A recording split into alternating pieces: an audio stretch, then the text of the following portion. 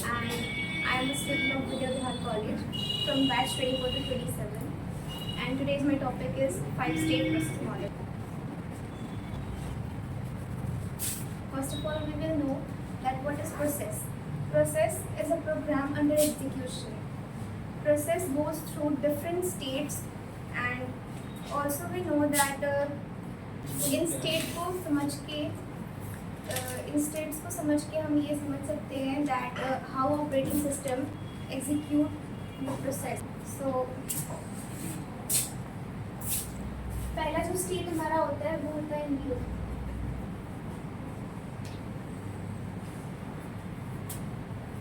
New state में process create होती है और ये सेकेंडरी मेमोरी में प्रेजेंट होती है, जो कि ऑपरेटिंग सिस्टम सेकेंडरी मेमोरी से पिक करता है और मेन मेमोरी में भेजता है उसको एग्जीक्यूशन के लिए. और यहाँ पे जो हो रहा है हमारा क्रिएशन हो रहा है. तो अब जब न्यू स्टेट पे जो होता है वो रेडी में जाता है, देन वो फिर रनिंग में आता है.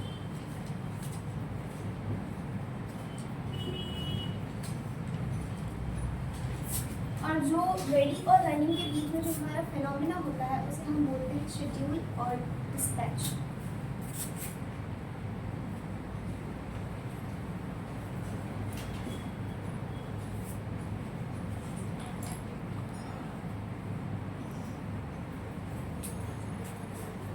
हमारा प्रोसेस जब रनिंग में होता है it means that CPU process को एलोकेट कर चुका होता है.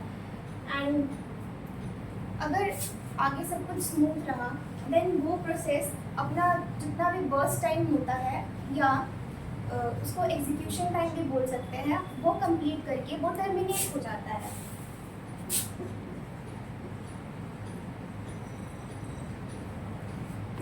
एंड मान लो अगर वो टर्मिनेट नहीं हुआ, इफ उसे आईओ रिक्वेस्ट आई एंड उसे अगर कोई इनपुट आउटपुट ऑपरेशन परफॉर्म करना हो या इनपुट आउटपुट डिवाइस रिक्वायरमेंट आ गई, देन वो रनिंग से वेटिंग स्टेट में जाता है.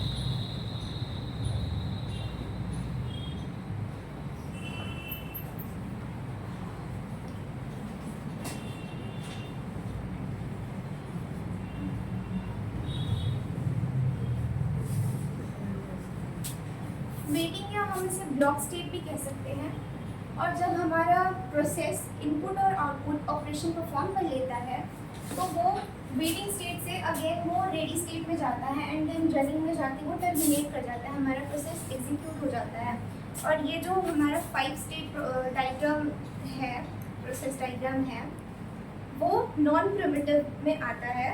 और इसका मतलब ये होता है, मान लो हमारा सीपीयू एलोकेट एक प्रोसेस एलोकेट हुआ, या फिर मान लो वो वॉलेंटियरली मीन्स अगर उसे कोई इनपुट आउटपुट प्रोसेस रिक्वायर्ड है या उसे कोई input output process operation perform करनी है तो वो सिर्फ तभी बाहर आता है एंड उसे हम फोर्सफुली प्रिम्प्ट नहीं कर सकते हैं सीपीयू से.